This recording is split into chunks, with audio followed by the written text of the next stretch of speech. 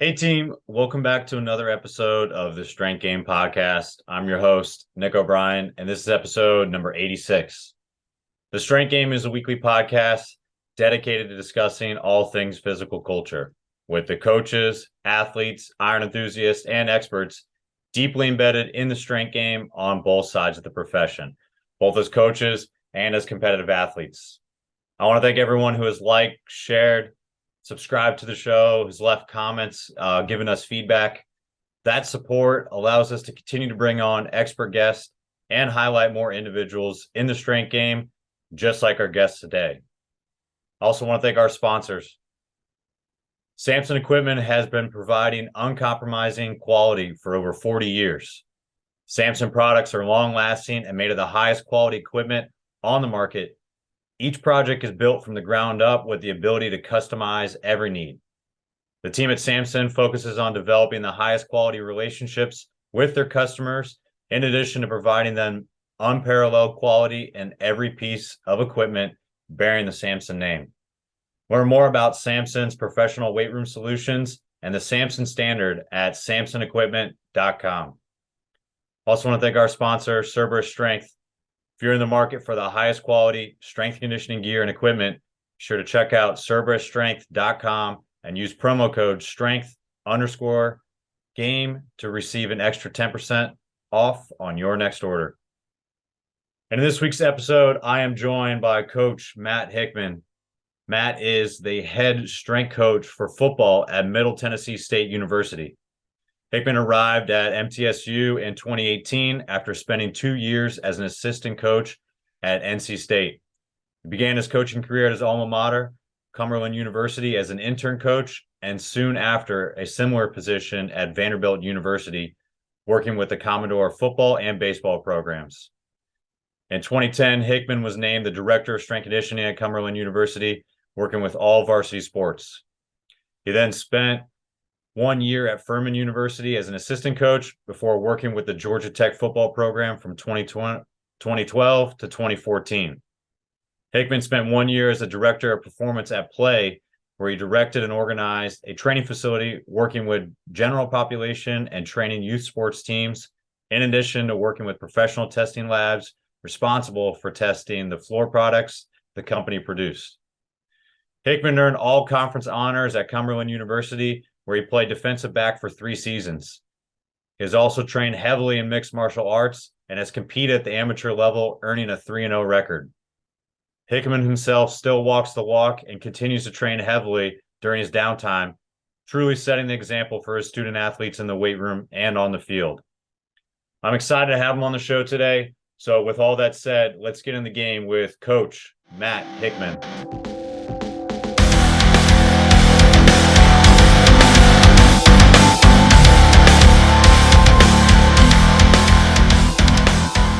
What's going on, everybody?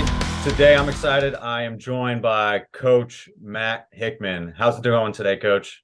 Outstanding, sir, man. Great to be here with you this afternoon. Hey, I'm excited to have you on today. We've been trying to do this for a while. You're a busy man. You got a lot of stuff going on with football, so we caught you at a good point with a little downtime. So not gonna waste any time. We're gonna jump right into it. Really want to get to kind of the inception, how you got involved in the strength game, like what sports you played growing up and competing in MMA, and to what you're doing today for your own training. Man, it's a journey, man, and we all got a journey, and that's the special thing about it, man. So, man, long story short, like what got me into lifting weights when I was younger was I think it was about 8th grade. I've been lifting weights since I was in 8th grade. And this guy that back home, I saw him one day and I'm like, man, this dude's all rocked up, you know?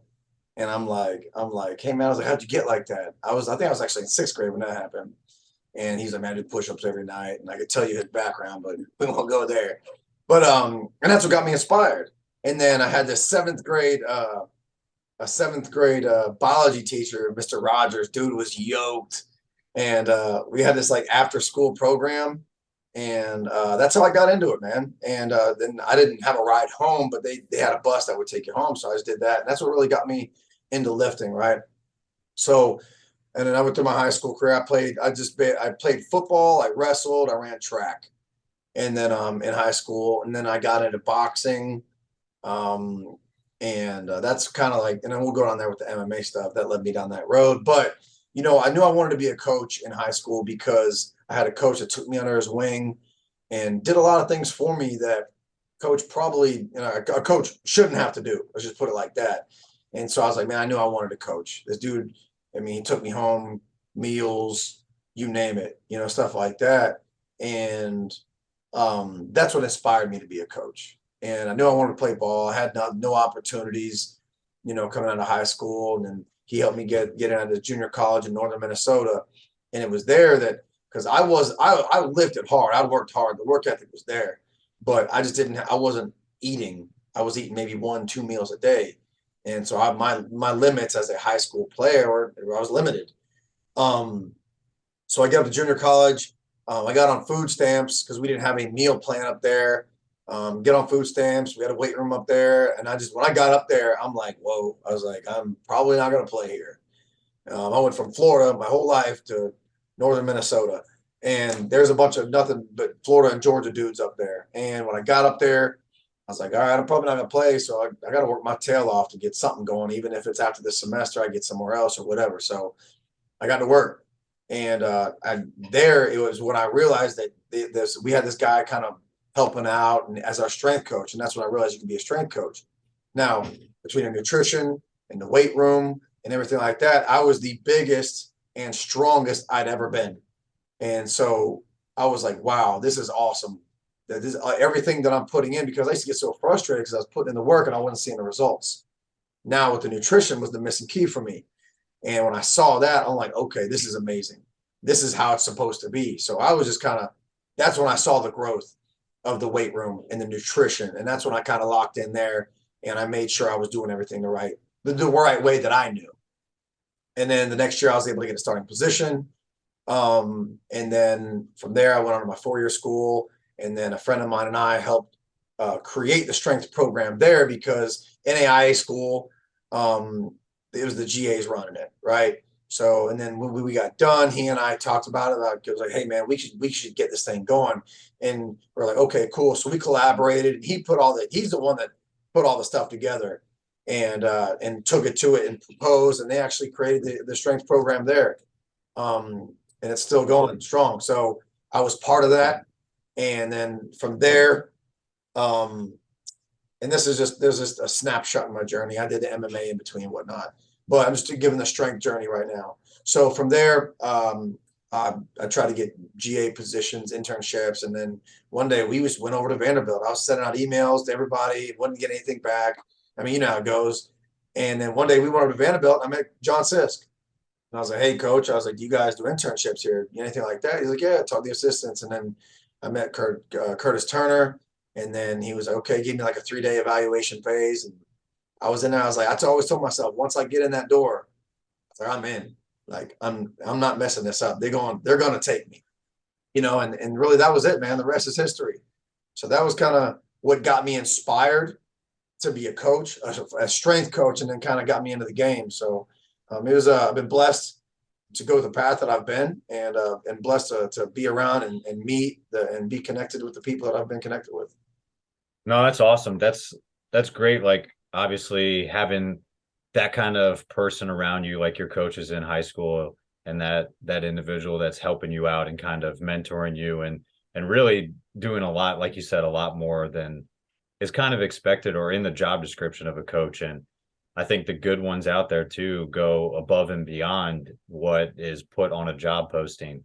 And that goes beyond like the hard skills that you kind of develop from just reading a book. It's those soft skills and like the character development things and just kind of that caring nature that give back to your athletes. And he did that, it sounds like, in spades, and it really kind of probably propelled you forward to really solidify, I want to do this, or I want to serve in some sort of way like he did for me. So no, that's awesome. And it's really cool to hear like a program start. Like, I played at a D3 level too. So like the program was very young when our head coach was there. I don't even know. I can't remember if he created it or if it was just so small that everything's new.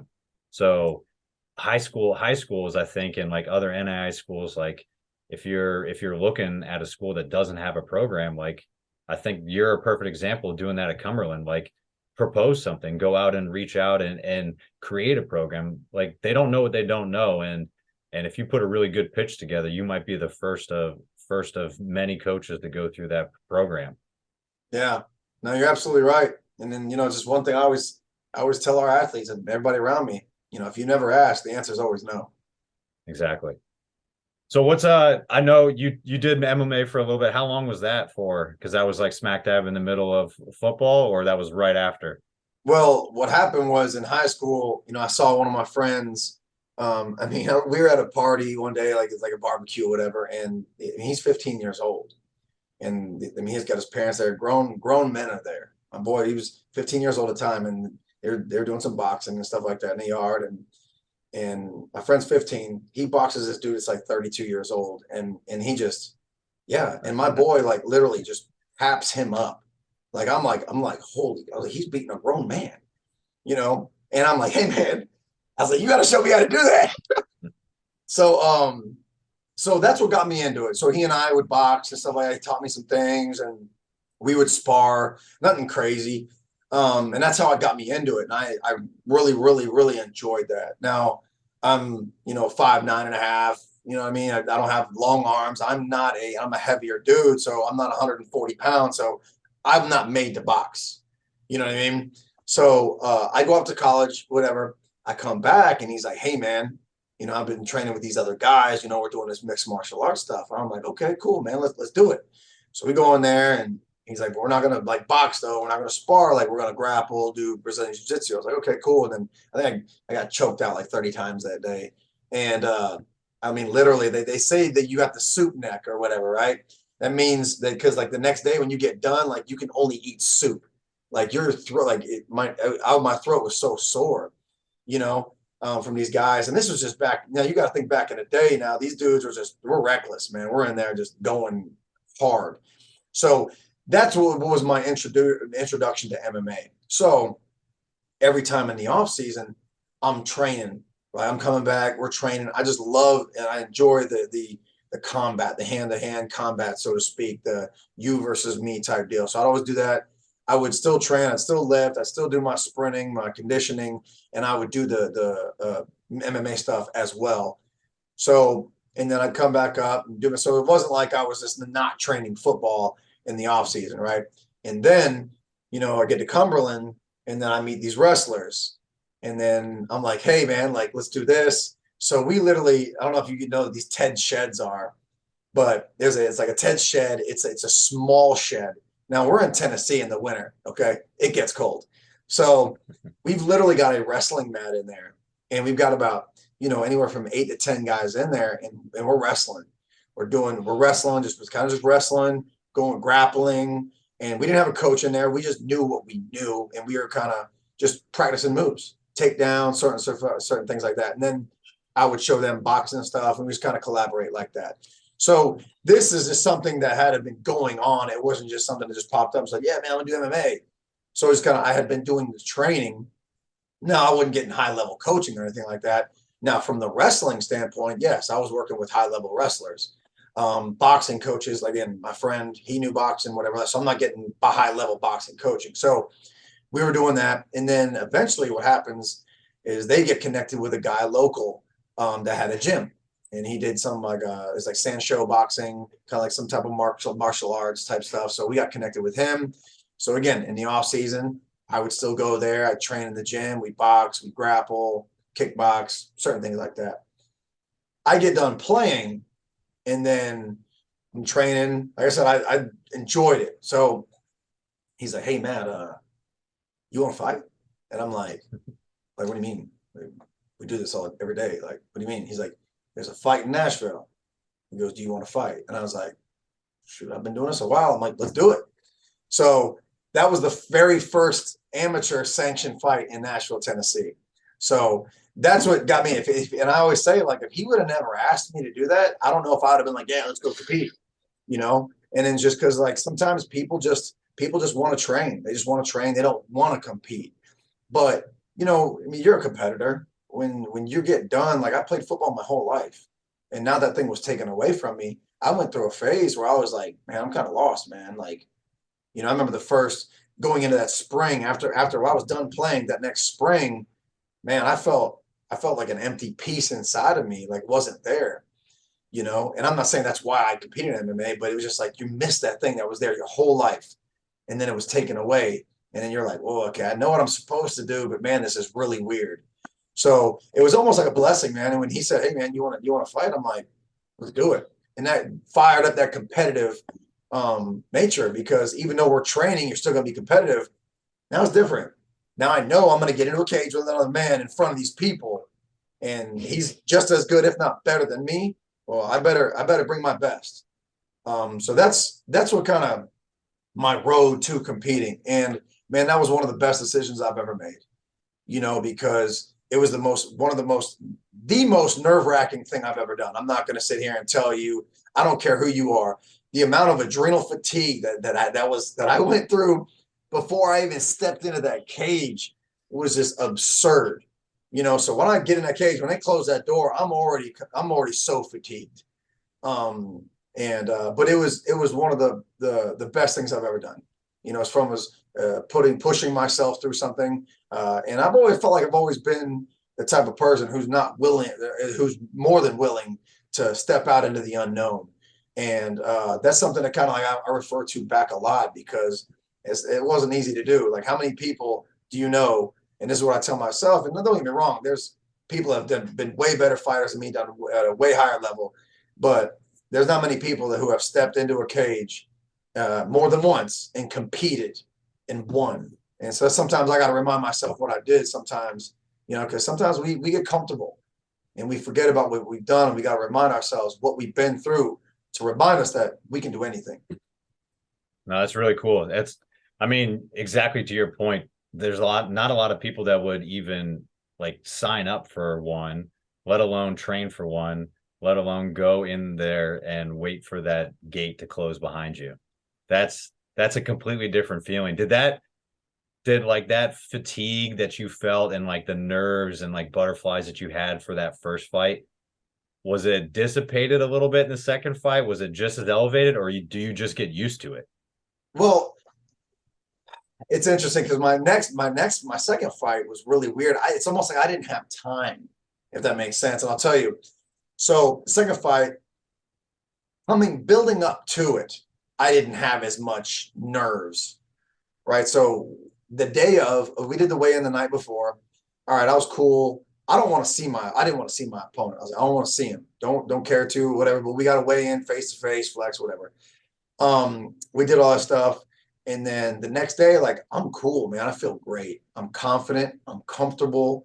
You know, I feel a lot better about it. Now, here's where the weird thing is that I'm starting to get warmed up. I was the second fight of the night, I believe, or second or third. No, I think it was the third that night.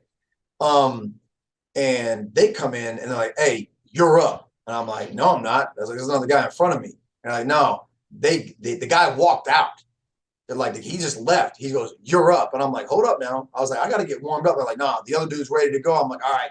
And my trainer was like, no, man, take your time. I said, no, I'm not going to be the guy that everybody's waiting on when the other guy's in the cage. I said, wrap me up and let's ride. I was like, I'm not going to be the guy where, oh man, this other dude's, he's BSing, you know, this other good dude's postponing. I was like, I ain't going to be that guy. Wrap me up and let's go. So I didn't have time to really get nervous. Now I did get nervous. I'm not sitting here and tell you I didn't, but I didn't have as much time to think about it. So, and then I went in there and I had a first round knockout. So it was good, man. It was good. Yeah, stick with that if you can. Yeah, right. So, but it goes back to, like, you know, everybody's got a plan until they get punched in the face, right? But here's my thing, is that when you do get punched in the face, you just fall back to your training. You know, and I think the Navy SEAL said something about like that or something like that, whereas like you always fall back to the level of your training. So that competitor came out in me, and I'm like, nah, nobody's waiting on me. I was like, wrap me up and let's go. You know what I mean? So it's just like that. I'll just fall back to my level of my training and your instincts, you know, because my very first fight, we go out there and dude landed one right on the bridge of my nose. I wasn't like, I literally was just kind of like froze. I was moving around. I'm like, okay. And then he hit me. I was like, okay, cool. And then he landed an inside kick on me. And then boom, right on my nose. And that's when it was like, okay, now it's go time.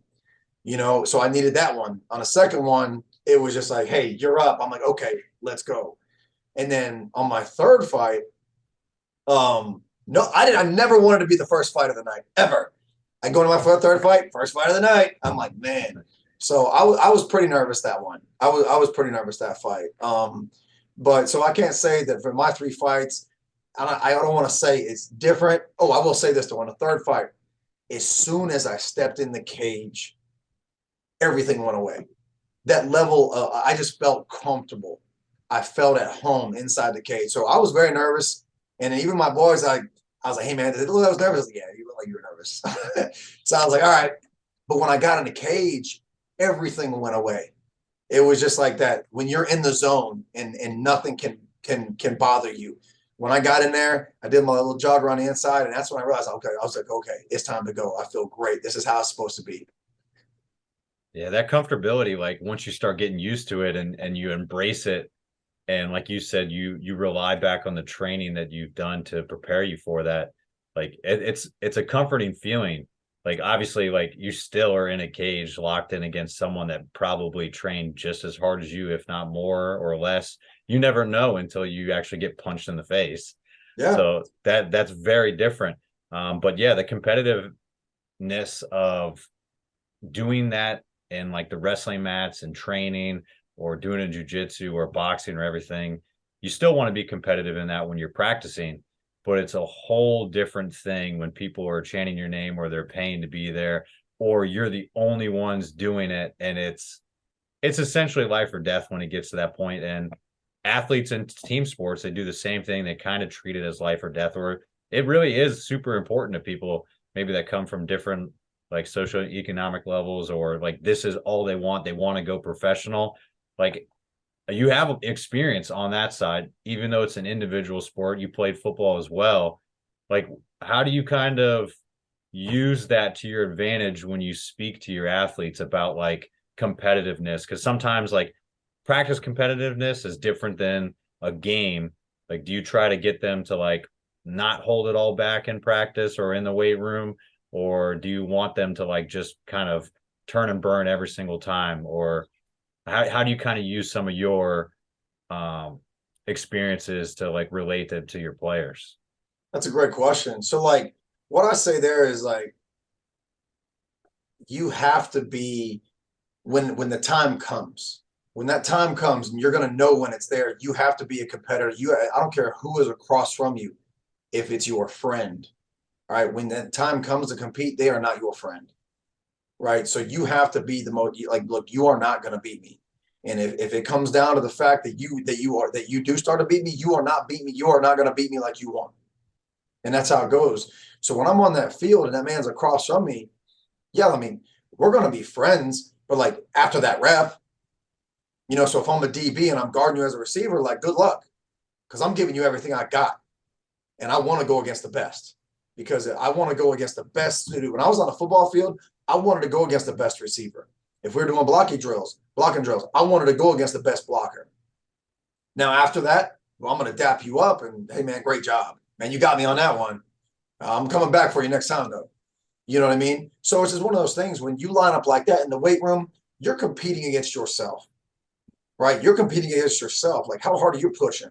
You know what you're pushing. You know what you can do. You know, if you come in here on 3 hours of sleep, let's be real. Like, not everybody's going to get the correct amount of sleep or the ideal amount of sleep, whether it's an all-nighter or just you're playing video games.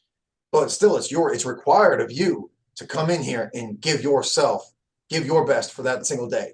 That doesn't mean you're going to be the best version of you, but that version of you for that day, you got to give that best. And if I need somebody else to push me, that competitive nature has to come out. Because if you and I got the same goals and we are on the same mission, and I'm sandbagging, I'm holding back, and you're like, hey, Hick, man, you got to pick it up, man. You are tripping right now. I better respond. And I better not say, hey, man, you're tripping right now. Don't come at me like that. Because if you and I got the same mission, same goals, and you're holding me accountable, and I say I want to be the best, then I better respond. Dan, you're right, man. You're right, man. Okay, I'm gonna give you my best. I didn't get any sleep last night, man, but I got you. I got to pick it up. Thank you. I appreciate you holding me accountable, right? Because again, you're competing against yourself. I mean, you know what? We're still lift. We're not gonna have our best day every day, but it's okay. We acknowledge that and we still push forward. So and then when we do competitive drills in here, whether it be farmer carry or tug of war, that's when I better see that competitor come out of you.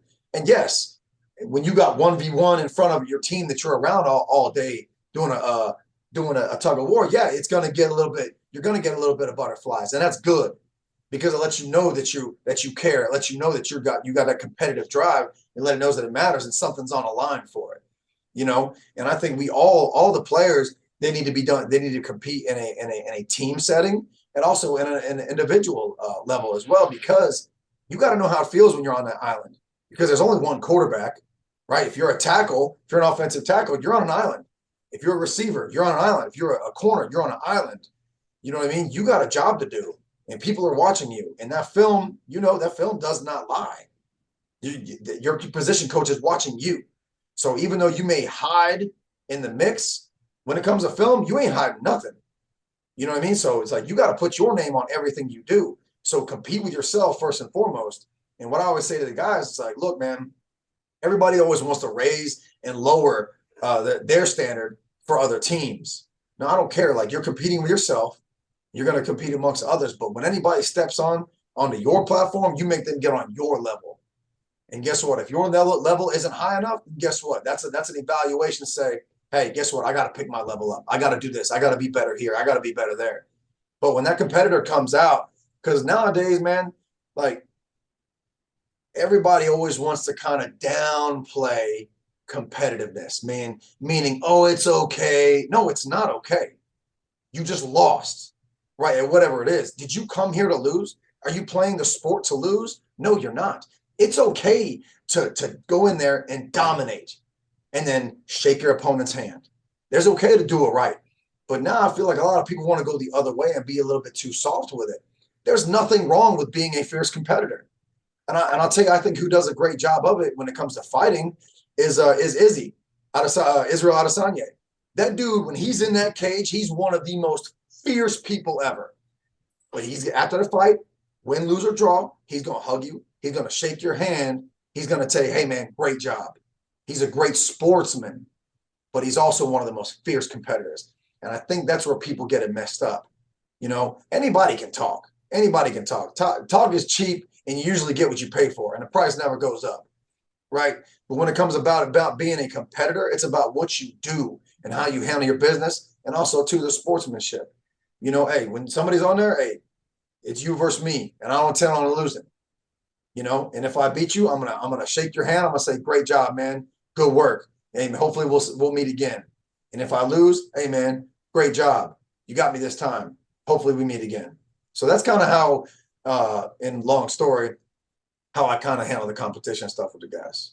No, I love that.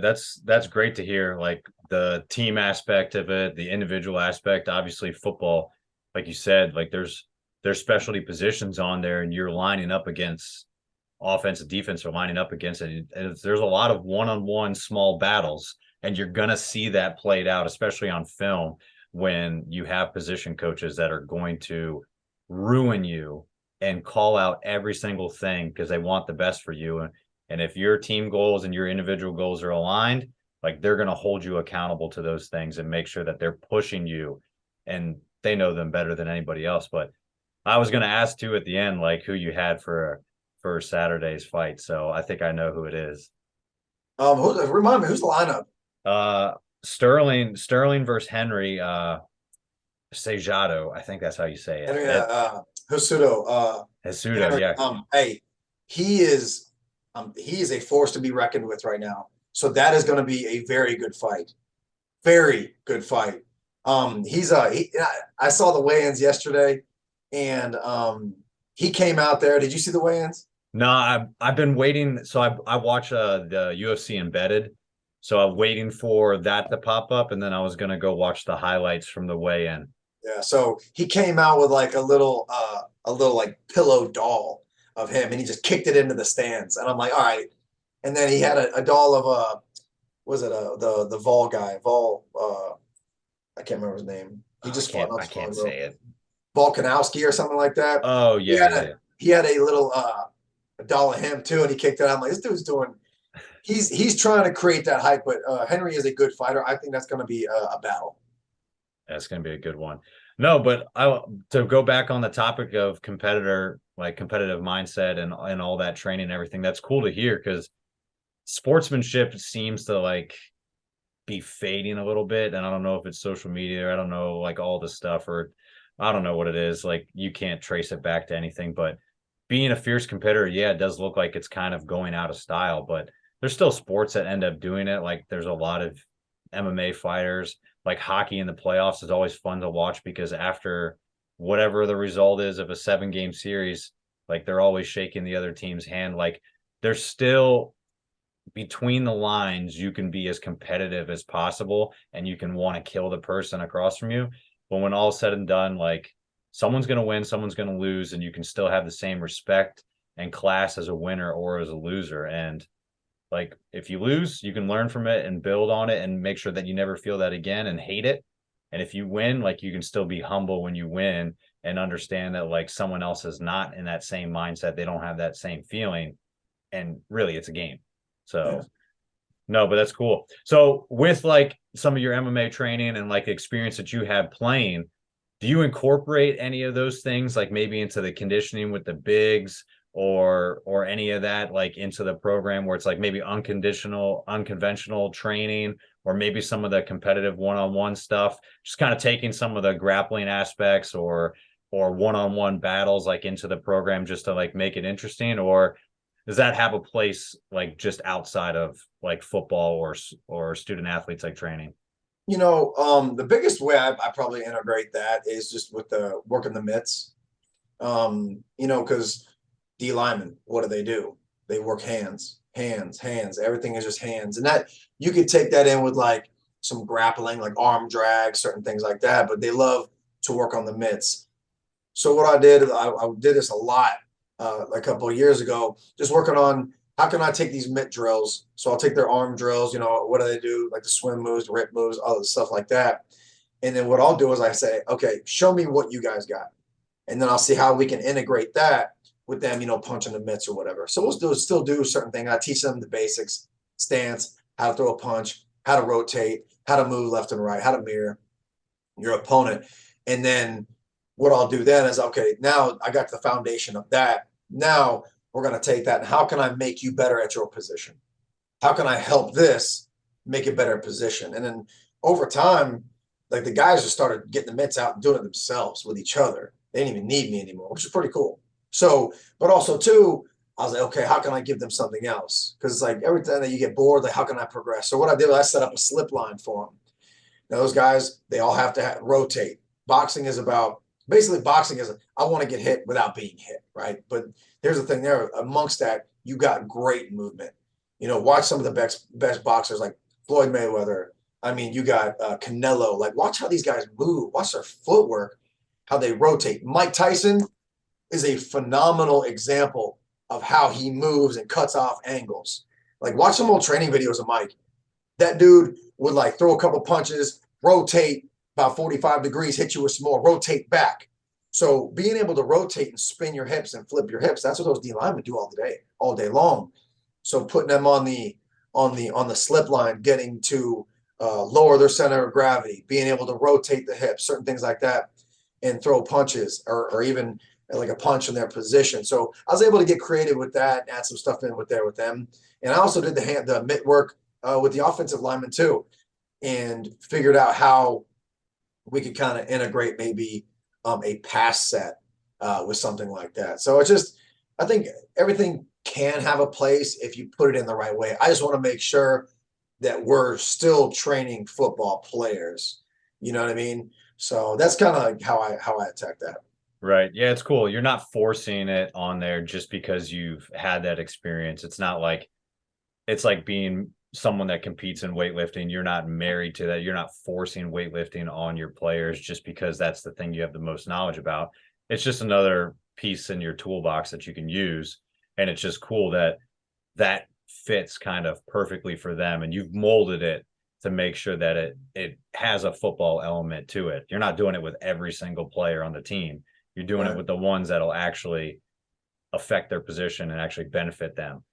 So nowadays, you still get involved in any grappling or anything like that, or how's your training kind of evolved into what you're doing currently? Man, I said this, I think it was last year. I was like, man, I haven't sparred in probably 5 years with boxing gloves. So like now I get on the heavy bag and I'll do some conditioning there. But I was like, man, I called up my brother one day. I was like, man, we need to spar, man. I need to feel how it feels to get punched in the face again. And I need to get in with him on one of these weekends, and we need to get a sparring session in because one, I enjoy it, and I was like, man, I haven't taken a punch, and I mean, it's one of those things where you gotta remember how it feels to get punched in the face, you know. Grappling, I haven't done that really in a while. It's just kind of like me and some friends kind of messing around on the turf or something like that. Just in kind of passing or whatever, but nothing crazy. So it's just you got to be careful about that stuff because I'm not saying anybody's crazy now, but one thing like I said, I enjoy it, but I don't want to get hurt. You know what I mean? Because my job is the most important thing. So, but that's also that too. Like in my free time, as well as I do, we don't get much free time. So my free time, I try to do some other things. Explore certain things like that. Definitely. But so my training, I'm just basically lifting right now. I hit the heavy bag. I'll run, I'll condition, I'll sprint. But I really do want to get back into some sparring stuff. So hopefully me and my brother can link up and do that because he actually trains. Because my brother, he went on 1 year. He had I think 20 fights in a year, boxing matches, and he trains with some really good boxers. So it'd be good for me to get in there and get papped up a little bit. Oh wow. Yeah, don't turn yourself into like the fresh meat sparring dummy. No, You definitely don't not. want that. Not at Definitely all. Hey, well, we talked about a little bit, like obviously it's a completely different thing starting the program at Cumberland. You've been at Middle Tennessee State for 6 years, but there've been a lot of stops along the way, like between like Furman, NC State, Georgia Tech, things like that. But when the difference is like Cumberland, you were the director, like albeit, yeah, you were starting it off and you're probably pretty young in the profession. So like again, you don't know what you don't know, and NAI school, you're the first two people to do it. Like no one else knows if you're doing something good or bad or indifferent. It doesn't matter. But you were assistant kind of leading up into those positions, and now you're the director again. What kind of big lessons or things that you learned between like Cumberland to Middle Tennessee State now as a director kind of helped you build and mold what is like your philosophy and like what you want to accomplish as like the guy in the big seat? Mm. Man, that is a phenomenal question. There's a lot that goes into that, right? So, the experience that you learn along the way, it's like everybody's like, oh, if you go through it, you'll grow through it. That's not the case, right? Because anybody can go through things and still make the same mistakes. But I think it's about being intentional, right? Knowing where you want to go, knowing your direction, have purpose and have intent, right? So I knew that I wanted to be a head man. Like, how am I going to get there? I need to learn. I need to see how this is done. I need to see how that is done. And everybody always wants the best how I want to work on the best program. I need to find the best program, which is best. And people will live and die on that sword. I'm sure you've seen, by this is the best, you know what I mean? Which I don't believe in that. I think there's many different ways to do something. It's kind of what works best for you where you're at. But man, I was really blessed to be around Coach Sisk. That's my mentor, is one of my best friends. And I learned so much from him, from leadership and training. And it's just, as you go along the way, yes, the training is so important because like the thing that when it comes to training, it's like, yes, I want to make my athletes stronger. I want to make them more powerful. I want to make them more resilient to injury. And that third one is listed third, not because it's the third best, but that's number one for me. And if a stronger athlete can handle more, you can't recover something recover from something you haven't been exposed to. You can't recover from a stimulus you haven't been exposed to. So I'm getting my athletes stronger. Okay, well, how are you doing that? What's the quality of the movement look like? So for me, number one is move well, right? That's my principle. Move well. Well, how are we going to do that, right? Are we going to take the joint by joint approach? Are we going to do FRC? Are we going to do mobility? What are we going to do? Right. We need to have good ankle mobility. You got to have good hip mobility, T-spine extension, rotation, all the above, right? So how does my squat look? If I've got a severe posterior tilt on my squat, like I'm increasing the risk of injury, and that's fine. You know what I mean? So it's like we got to move well. I learned how to spot what's good, what's not. What is good, what is not, what's different for each athlete. Every athlete is going to move differently. How are we going to get them to move well? What's right for them? You don't want to put the square peg in a round hole, because when you force a square peg in the round hole, that's when the athlete gets beat up. That's when the athlete gets damaged. And us as coaches, you got to care about the athlete. We talked about that, what my coach did with me. I learned that at a young age, and it's just I was able to be able to connect with people at a younger age, and that's the most important thing. I know it sounds cliche. People don't care what you know until they know you care, and that's the truth, though. You got to be able to connect with somebody to understand them, to get the feedback from them. Move well, coach the movements, coaching the movements. Right. That's one thing, again, I learned on. Yes, I understood programming, but I was like, let me get good at these movements. And I'm not saying I learned it in 1, 2, 3 years. I'm still learning certain ways on how to do things better, more efficiently. Or what's the best way to squat an athlete with long femurs? Well, we got to adjust this. Is front squatting them the best thing to do? Probably not, because those hips are going to get shot way far back, super hip dominant. It's not ideal for them. So again, it's just being able to, a level of being like thinking about like continuity, right? Like I'm still learning every single year. How can I make adjustments here? How can I make adjustments there? And that's with the technique, because I don't care what programming if the movement is wrong, or bad. And I think we can all kind of look at a movement like, oh, that ain't right. You know what I mean? But understanding that and learning how to fix it. Because if you're doing the wrong movement over and over again, it's only a matter of time before something's going to happen. And when you do it wrong, the risk of injury goes up. And, the golden rule is to do no harm. So that's the thing there. And I've made some mistakes along those ways. I learned what not to do, unfortunately. You know what I mean? But the thing is, are you learning through those lessons? I know what to do. I know what not to do. That's for sure. So learning from a technique standpoint, that was good. And then I dove into the programming. And, it's just, I read the Cal Dietz book. I looked a lot of Dan Baker stuff, linear, nonlinear, undulating, west side. I mean, you name it. And it's just like, once you get through all that stuff, I've looked at so many programming options. Again, it's like, what works for you? A lot of people don't talk about, or what are your time constraints? What's your weight room look like? So some people, they'll look at your Instagram like, oh, they're doing this, they're doing that, this and that. I'm like, hold up now. Before you say a dang word about what they do, you don't know what they're working with. You don't know their situation. So be careful about your next words and what you're saying about somebody that you know nothing about. Because and you see it a lot, and I think in every industry, but this industry, somebody always wants to bash somebody else. And instead of breaking somebody else down, because if you draw a line, right? I always say to my players, I draw a line. Say, hey, make that line smaller. What do you think everybody does? They always erase a little bit of the line, or they'll break it in half, right? And I'm like, okay, can somebody else make that line smaller? And it takes about usually 5, 6, 7 guys. And then finally somebody will come up there and they'll draw a bigger line. And I'm like, you see, guys, the difference between that is this. Instead of trying to break somebody else down, you're just doing something better. It's a big difference on how you handle your business. You know what I mean? So like, I think we need to build each other up, help each other. I'm not saying that doesn't happen, because it does, but just be careful about, when you look at somebody's program, like from Instagram or social media, about, certain people, they don't need to be so harsh on them, so to speak. But yeah, from the programming standpoint, there again, the safety of the athlete is the most important thing. Making sure they're getting the right stimulus, for what they need.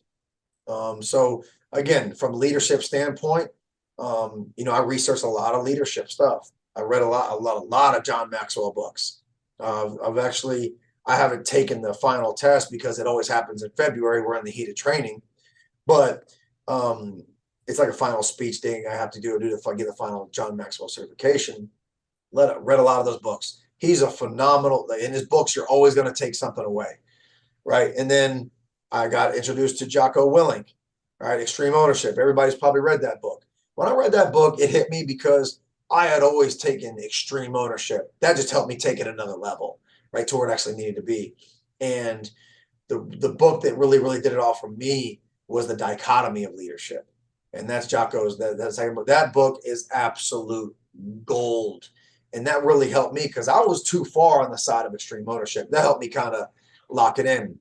But more importantly, being in a leadership position, right? Even as an assistant, you can be in a leadership position, but you do not know how it feels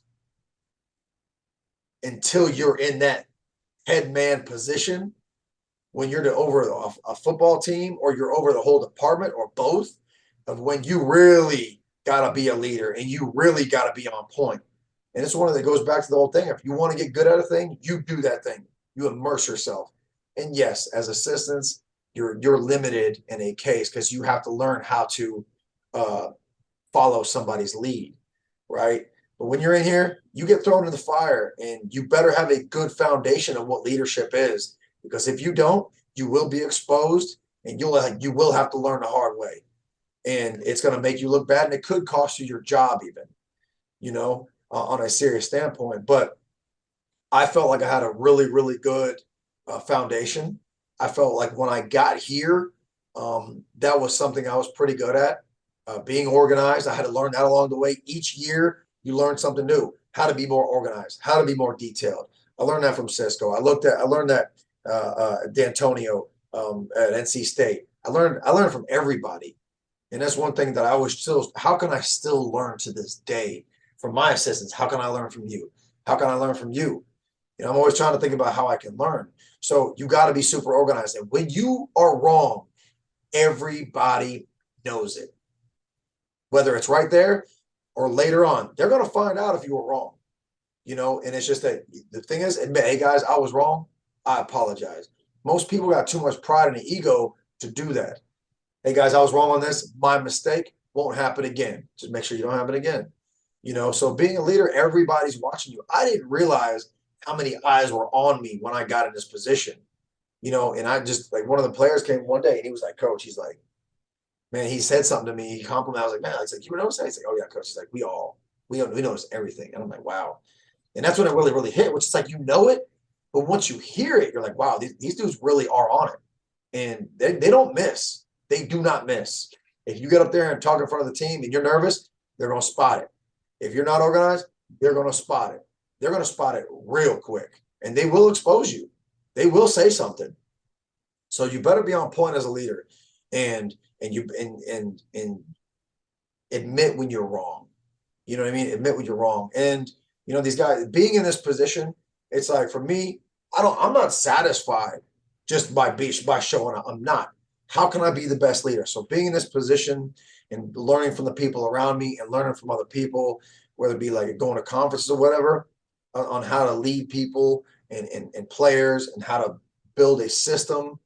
It's just like I've grown tremendously as in this position as a leader, but also too in my life. And as men, we have to be leaders. As men, we will be judged by the results that we produce. And as a man, if you want to have a family, you have to be a leader. You want to have a wife, you have to be a leader. If you want to have children, you have to be a leader. Now, I don't have any of those, but I see my friends that are there. I lead 110 athletes 4 days, 5 days a week, and it's one of those things where I can understand how that plays into that role. People look to you on direction. They look to you when things get crazy, when things get chaotic. Who are they looking to? They're going to look at you, and you better be the one that's got a way, because if you don't, they're going to find out. And if they look at you for leadership and you don't have a way for them to go, they're never going to be following you again. You're just going to be taking a walk. Whereas if some chaos happens and people look at me and I lead them in the right direction, I'm going to have a gang of people behind me walking with me.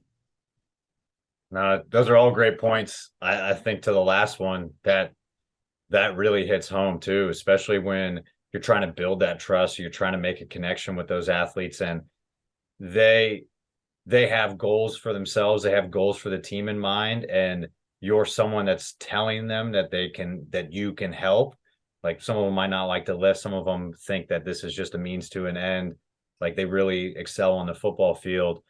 But if you're confident in what you do and you do everything right, like, they're going to follow you and run through a brick wall. And that's like kind of where that saying goes for it. But if you do them wrong, or like they see that you're nervous, or they see that like it's okay for you to kind of get by and not train yourself, or it's okay for you to like not take ownership over something that happens or a mistake happens, like that might be it. You might not gain their trust back, or it's going to take a lot of work for you to get back to the level that it was before, even the baseline, like when you first just met. So no, that's great. And like the programming side of things too, like what you said, I was laughing because I just wrote an article about that too, like practical programming, like, because I see people all the time, and you'll see people like at the conferences, and like you see all the new equipment and everything come out, and they're like, oh, well, it's an arms race, how can we make this place as cool as possible? I was like, bro, my weight room looks like a squiggly line. Like, what do you mean? Like, you can't judge my program. Come try to throw 70 athletes in there, or tell me like there's a hurricane outside and coach says practice is canceled, so I have 110 football players in here because we already ordered food for after. Like, there's no way to change. Like, you can't tell me, like, unless you're in my shoes or you ask me questions about it, you'll never understand. Like, this program is the best thing that I can put together for that situation and my athletes. So I've never judged anybody off it. Well, you could see some that are ridiculous right off the bat. Yeah. But like at the same time, like any program on a piece of paper, like, is going to have some sort of structure. But I think to your point, like, if you're moving well and you're coaching technique more than anything, like, you can read as many books as you want, but the most important thing is the connection and the coaching that you put into the athletes and what it looks like for your situation. That's going to be the biggest thing you can possibly do. And someone new coming in or an outside perspective won't understand until they've talked to you and they've seen it firsthand experience. Absolutely. Absolutely. And another thing to add to you, the thing about the book, like every time I learned something, I did my best to try to practice that thing or implement it in some way, shape, or form. You know, because I've seen so many times where people will go to a seminar, they'll get a certification, or they'll read a new book or something, and they'll just leave it in there. They won't try to practice. I'm like, what did you do that for then? You know, we do this to gain tools in our toolbox, but not just to put on our resume. You know, I went here, I got the certification so I could help my athletes, right? I went and did this so I can help my athletes. Going back to the leadership thing, you know, how do you get guys to believe in you? You help them. You help them. That's the fastest way you can get someone to buy in. Hey, man, my hip flex is real tight. Okay, boom, let's come over here. Let's get on this. Let's get on the soft tissue here. I'm going to do some activation there, release there. Man, coach, that feels so much better. Boom, immediately buy it. Immediately. You know what I mean? So it's just like, again, going back to the book thing. Yes, you can learn a lot in the book, but you got to apply it. Definitely. No, yeah, the application thing is huge. It seems like a waste of time too if you're gonna read it for fun, or you're gonna read like fantasy books, or you're gonna read like any strength conditioning manual. It doesn't, like, if you're just reading it for fun, that's one thing. But if you're reading it with the intention to actually find good information in it and apply it in some sort of way, and yeah, some of it you're gonna throw away. And it's like that old Bruce Lee saying, like, you're gonna take some stuff in, you're gonna get rid of some other things. You can't hold on and retain anything. Like, your program would be pages long if that was the case, but there's still bits and pieces that you should add into it. And I like that too. Like, it seems like good advice too for someone that's an assistant, like working with teams, is like setting goals for yourself almost. If I'm weak on something, I might as well read up on it and study it and figure out ways to apply it. So then when I am a director, like, I've already experienced that in some sort of way, even though I'm not the guy that's in charge of like fundraising or anything. I'm not in charge of like budgeting. At least I did something. I read some stuff on it. I found ways to apply it. I've talked to my director about it. But yeah, it's such a waste of time without that intention and the purpose behind it. You could put it to so much better use, it looks like. Absolutely. And so thinking about this too, like obviously, like I don't know how you go about reflecting on a season for yourself. Like it's different for you kind of with the development side and the preparation and working with the athletes, and they blend together like football records and performance on the field just as much as it does development in the weight room and everything. But is there a point in time and season where you kind of sit down with your staff and you talk about like if it like what went well, what didn't go well, was this successful, or how do you kind of define a successful season? Like, does it have to deal a little bit with like the record? Obviously, that is where your career kind of falls online, but how much does that come into play? And then like separate to that, how would you define like a successful program like for strength conditioning? Yeah, I like how you made that question. So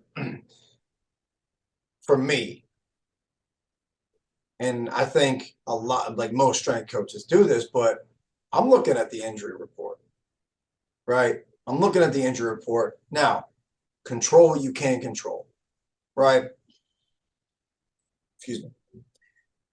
I've seen it a lot where people want to hang their hat on a certain thing. But it's like, can you truly say that's all you? I don't think so. Because yes, you got your qualities in here, your strength, your whatever, conditioning, power. But out there, they got to play football, right? So it's a contact sport. Things happen that you cannot control. Again, so we want to put them in the best situation possible, right? So wins and losses. How do you look at that, right? From this standpoint? Well, you know what? We gave up. We gave up. Now, if that were to happen, if I see guys quit, that hurts my soul. Now, I own that. I do. You know what I mean? I own that personally. So I'm like, okay, why did that happen? At what point in time did it happen? What could we do differently? So every day, like I'm always giving these guys a message, right? And whatever that may be. Say we lost a game and say we didn't fight to the level of our standard. I'm gonna address that. I'm like, guys, I don't know what happened, but we can't do that. It's not about how you feel, right? We don't get on anybody else's level. We make them get on ours. Yes, you're gonna make mistakes. So you can't control what happens to you, but you can control how you respond to what happens to you, right? How are we going to respond? You react and respond. When you react, typically that's bad. When you respond, is typically good, right? So I'll look at that like that. Like, how was our effort? Did we quit? Did we give great effort? Did we not? Did we really fight? Did we battle? I'll look at that. How can we kind of mold that? Because everybody's going to have a bad day, right? But the thing is, though, is that it's still got to be addressed. We all got to be held accountable to that, and we got to figure out what we got to do better. From the injury report, certain things that we do in here. All right, so I'll always look at the injury report, like what can we do better for shoulder stability, this and that. Okay, we added this in. Great. Guess what? Our shoulder injuries were down this year. Okay, cool. But well, was that by fate? Whatever you believe in, or did we do a better job tackling? I'm sure it was a little bit of an all, right? You can't just put it on one thing. Yeah, we did church get ups all year. That's what did it, man. Yeah. Like, don't get me wrong.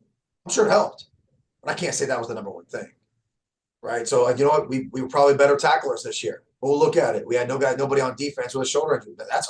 That's great. Awesome. So I'm sure we had some tackling improvements or something like that, or better technique tackling. Okay, maybe the shoulder stuff that we did do.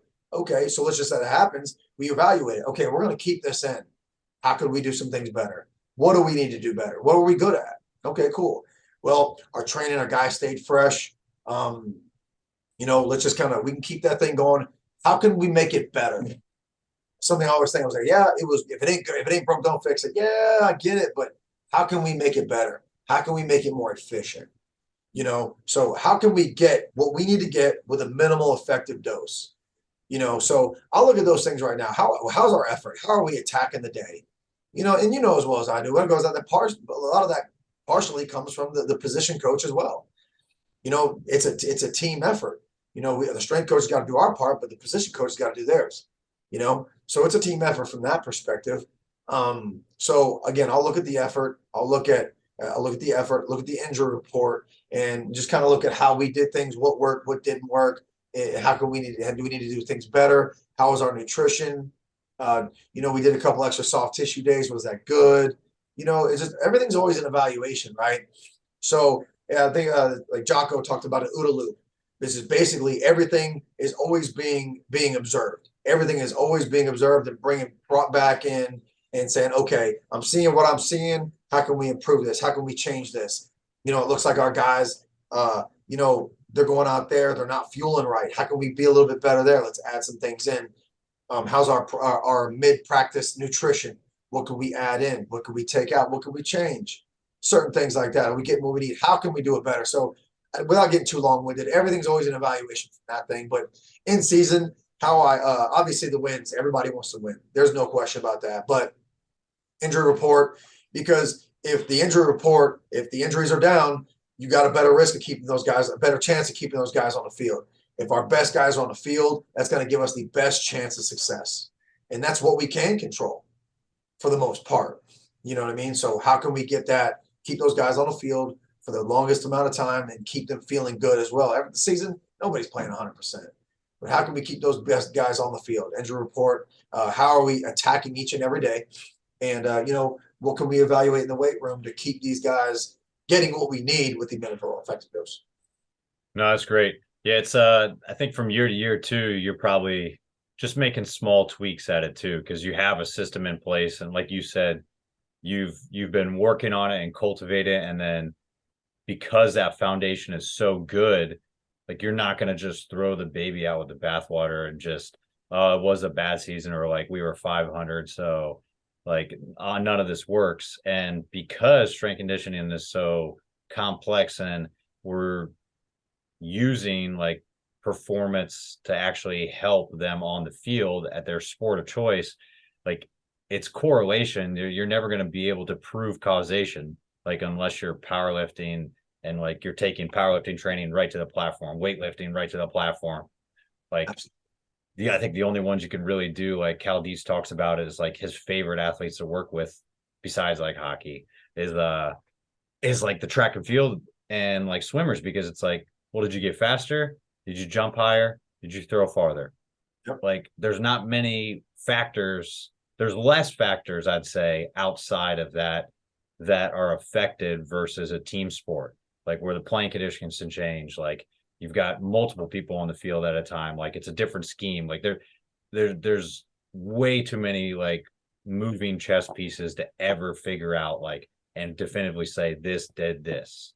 Yeah. This was because of this. So it's a hard thing, but it's cool to see that like you actually sit down and evaluate those things. And do you do the same as well? Like after your staff, you take that kind of feedback and work with the coaching staff to kind of make up a plan for the next season as well?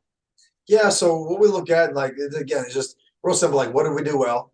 And what do we need to change? What don't we need to change? And then see how, like, what we can attack things. And the thing is with that is like, you got to have people's input. I give them, what did you see?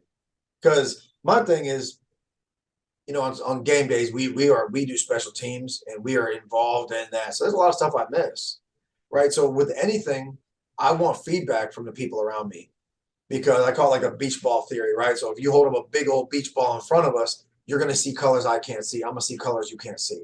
So we got to collaborate, and we got to see kind of like, okay, what did you see? What did I see? Okay, I saw that. Didn't see that. Okay, what do we got to do to make these changes? Do we need to make changes? What did you think? How can we do this? How can we do that? And it just creates that conversation. But you gotta have an open platform where people feel comfortable giving that feedback. You know what I mean? Because again, it's like you can't do everything yourself. You see a lot. as the head strength coach, you got typically you'll have more experience, and you got to use that experience, but also too, you got to use the people around you to be your extra eyes and be that extra field, so they can come back and say, "Hey, coach, I'm seeing this. I'm seeing this. Oh, okay. Well, let's go ahead and what do you think if we did this, or what do you think we need to do in that situation? Well, I think we need to do this. Okay, you know what? I like that idea. Let's go ahead and make that change. Or you know what? Maybe not right now. I don't think we need to do that right now. Let's give it another shot, see what happens, and then we'll get back. But just again, just everything's an evaluation, and just going forward, again, the needs of the team are going to change, right? So okay, our needs here are a little bit different. We need more leadership. So guess what? We're going to have to take a little bit of training away to add in some leadership, whether it be team competitions, or just leadership talks, leadership education. It comes back down to the needs of the team, because every team is different. You want to have a consistent team as the guys go out. You continue to build those younger guys up. But again, you're going to have different needs, and that's why everything always needs to be that evaluation. Like right now, I feel like our skill guys, we've got a lot of guys. We've done a good job with the speed work. We got a pretty fast team. Okay, cool. Like our big guys are really strong. Like we're where we need to be. Okay, I feel pretty good about this. I love the changes that we made last summer. Let's keep them going into this summer. And let's make some tweaks at it. Like this year, one of my assistants, AJ Rahar, he talked about doing the velocity profiling for sprints. So that's something we're going to add in this year to get a little bit more specific with our acceleration work. And he talked about that, brought that to the table. I'm like, let's go ahead and do that. So what we did is we took about 3 of our guys that are very, very consistent coming in, doing extra work with acceleration work. And we did a profile on them, and we got some good feedback, but it also told us what we already thought, but it's just proof to the pudding now. You know what I mean? So I was like, okay, now we know what we thought. So cool. Let's go ahead and hammer this out and make sure we can get better there. So, obviously, the benefits behind that. If I increase my speed, my game speed is going to go up. So. Definitely. No, I think, like you said, opening that line of communication, I think that welcomes the feedback too. And the cool part about football is too, essentially it is a bigger team. So obviously it demands a bigger staff, but you don't necessarily need to be the one voice. You're going to be the voice in the weight room, but you're not always going to be the person that maybe a player is necessarily attracted to.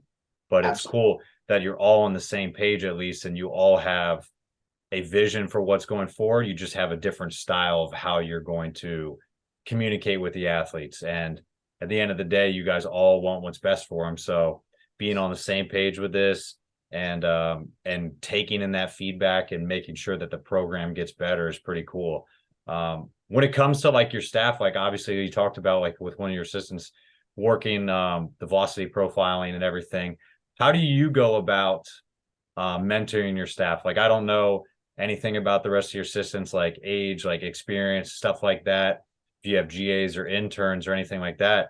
But how do you take like kind of a practical approach to kind of mentor them or like help guide them if their goals are to be a director, or even if worst case scenario or kind of best case for them as well too, because it's a double-edged sword, kind of tell them, hey, like you need to go be a head now, you need to move on. Like, how do those conversations had? Are they programmed, or are they just kind of off the cuff, or how do you kind of groom or help them along when their coaching journey?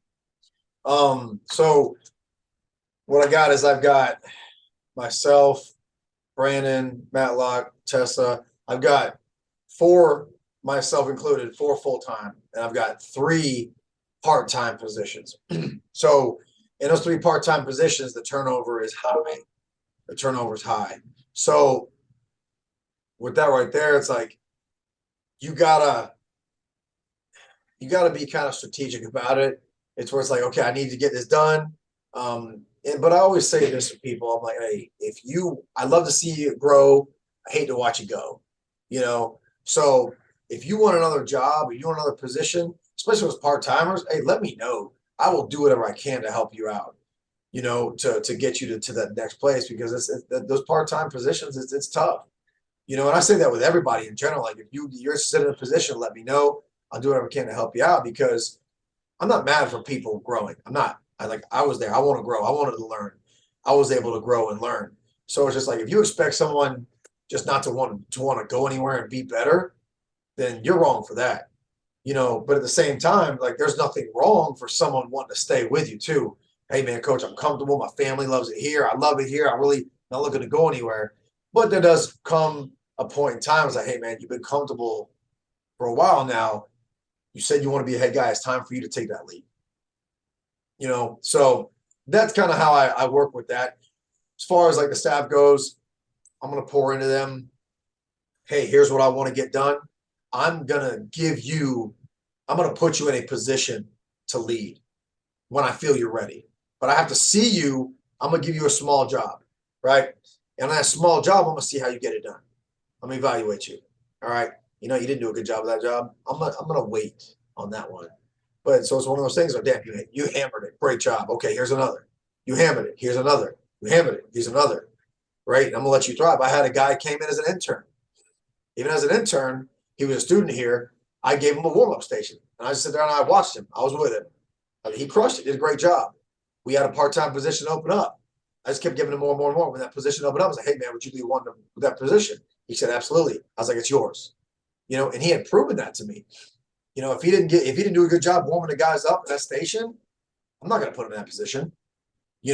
So again, it's about understanding people's strengths, their weaknesses, where they're good at, where they're not good at, and where you need to piece them in there.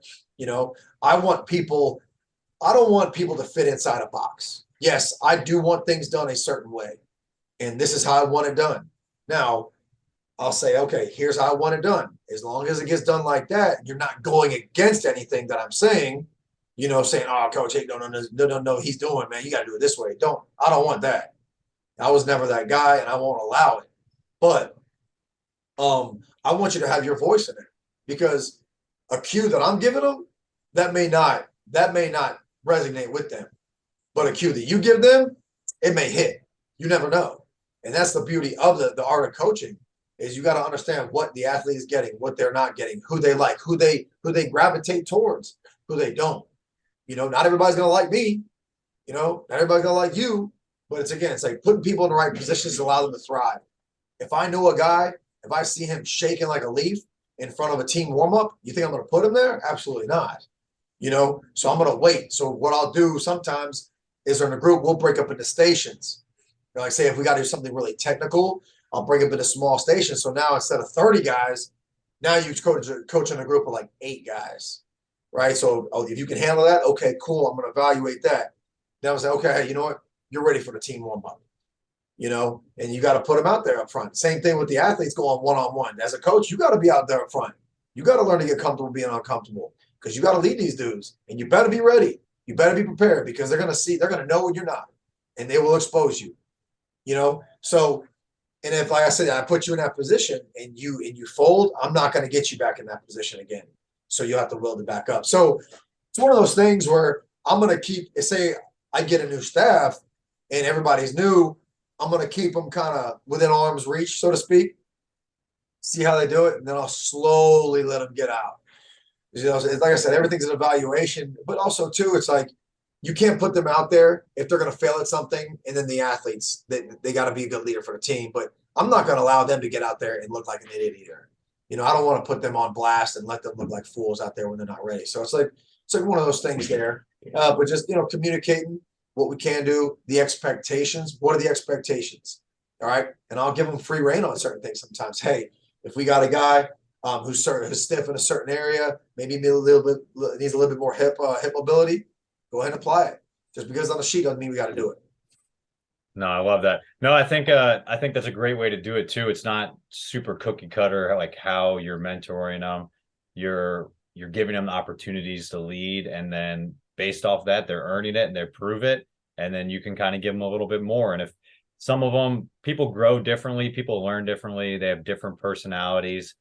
A lot of interns and like GAs still need to find a coaching voice. And that takes a while. You can't just have that happen right away. So finding opportunities to actually put them in those positions rather than just throw them in and kind of waste a session in front of 110 players where you're like, that was too much. And maybe they never recover from that. That's different. But no, that's cool because you also tell them what you want done, not how you want it done. So you give them the creative freedom to kind of do it on their own. And because you're open and transparent, like you have assistants coming back and they're fired up about something like, hey, I want to do this. Be like, that's a great idea. Like, I don't know how to do any of that. Here you go. Like, have at it. Like, that's what you want in a staff, and that's what you want, like, in the position as like an assistant. Like, I want to feel that too, that I have the freedom to be able to bring that to the table. And you feel way more empowered when it's something that you're passionate about versus something you're told, like, hey, you got to go do it.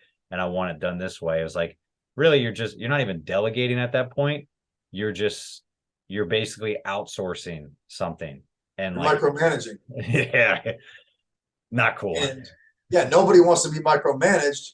And like, let's be real, I don't know. I've never really met anybody that just loves to micromanage. You know what I mean? So, but when you can do that, like you said, I mean, I want an open line of communication. Like sometimes I'll be out there and one of the assistant coaches will be out there coaching our team. Like, hey man, I like what you were doing right there. Like, how do you think we could add that in with football? You know, certain things like that. I want those open line of communication. So now that doesn't mean I'm going to say, hey, yes to everything, you know, but I want that. So if I say no, it's not a bad thing. You know, it's just, hey, I don't feel like that's the right thing for that situation, or the timing could be wrong. You know, hey, maybe we look at that in the off season. I don't know.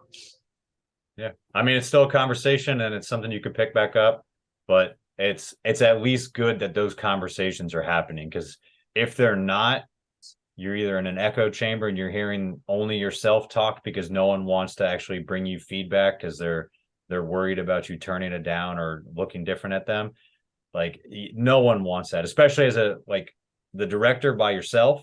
No one else has that title. There's not three other assistants that have the same title and share those same responsibilities. You're alone. Like, there's no one else. So you hope that everybody brings that information to you, but you have to be able to like kind of exude that and welcome it too. Otherwise, you could lose that same trust that we talked about with your athletes in your staff if you. Absolutely.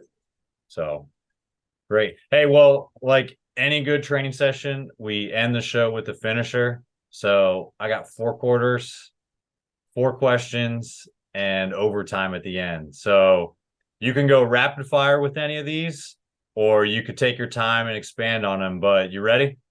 Let's do it. All right. First one I got for you. Biggest influence in the strength and conditioning profession and favorite MMA athlete of all time. It'd be John Sisk, biggest influence in strength conditioning. Favorite MMA, golly.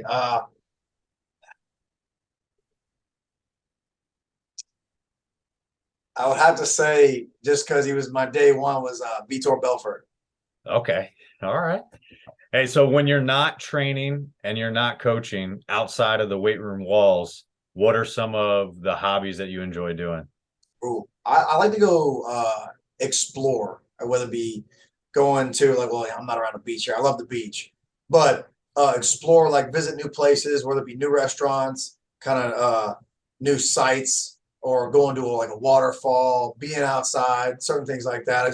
If I get a chance to be outside, as long as it's warm, I'm going to take it. So anything outside where it's exploring, being outside in the sun, like I said, waterfall, new restaurant, new place to go visit, sightsee, stuff like that. All right. Hey, so if you weren't coaching, what do you think you'd be doing as a profession? And if you could go back and pick a different sport that's not MMA, what do you think you would be training in right now? Oh man. If I wasn't doing MMA, or if I wasn't a strength conditioning coach, what other profession would I be in? Man, I think I'd have to be in a situation. Man, that's tough. You might stump me with this one, man. I just like to see people improve, man. I really like to help people. You know, I would have to be coaching in some way, shape, or form, but I can't accept that answer because it's too close to being a strength coach. So let's just say, I might have been in the military. I don't know. I could have been in the military just because I like to work with people. I like to help people. I like to see them grow. Maybe even some counseling, something like that. And then if I didn't do MMA, what other sport would I have done? Oh my gosh. What would you try next if you had? What would I try next? Man, played baseball growing up. Um, I could probably say I would have, if I didn't go that route, I might have played baseball. All right. Hey, so setting up an ideal training day for yourself, what's playing on the speakers and what is the best post-training meal? Okay. What's playing on the speakers? Now, for me, I guess it depends on the session, right? So let's just say, if it's a heavy squat day, I'm putting on some like hardcore rap, hardcore hip hop, um, and maybe even a mix of some metal, maybe even a mix of some metal. I know it's weird. And then also too, like any other training day, I might go with some house music, some like upbeat house music, because like we listen to this young boy all day long, and it's just like, yeah, it's cool, but man, like I need a little bit something a little bit hardcore in there for me. And not to mention just something different. So I listen to a lot of different music. So the post training meal, what time of the day is it? I'd say like after a big squat session or like I blew up everything. Like I did conditioning, like I crushed the weight room, like no holds bar. Like what's Is that a morning session or an afternoon session? afternoon probably gets the most wild one, so we'll go with Okay, that. so afternoon, I'm a keep it simple guy. There's this place here called a Chop House. It's a steakhouse, and I'm going straight over there. I'm getting a big juicy steak with some mashed potatoes. I'm gonna get some they got this like what is it called? Asparagus. It's like asparagus like casserole stuff. Oh my gosh, phenomenal. Now, if it was to be in the morning, I'm going to Waffle House and I'm getting the All American. The Two All of Star. them? Two of them at least? Oh, the Waffle House. Yeah, two. Oh yeah, no, Like, I gotta crush that. Yeah, oh double time. yeah. So that's what I'm looking at, man. That's what I would do. All right. Well, last one I got for you for overtime.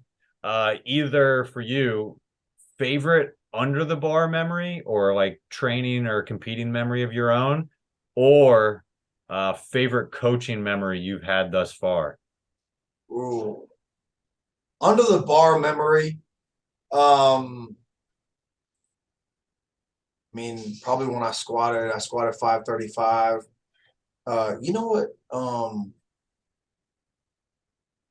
Yeah, that's probably 535 when under the bar. Favorite coaching. Wow.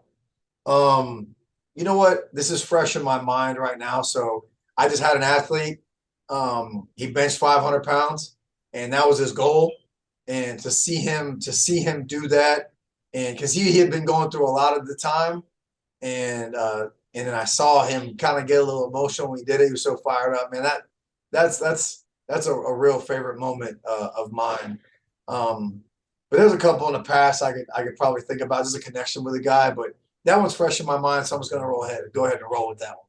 I like it. No, that's really cool too, especially I'm sure the connections you have with the guys and understanding they have individual goals that yeah, in a way they still help the team and they're still in line with what the team has like for success on the field.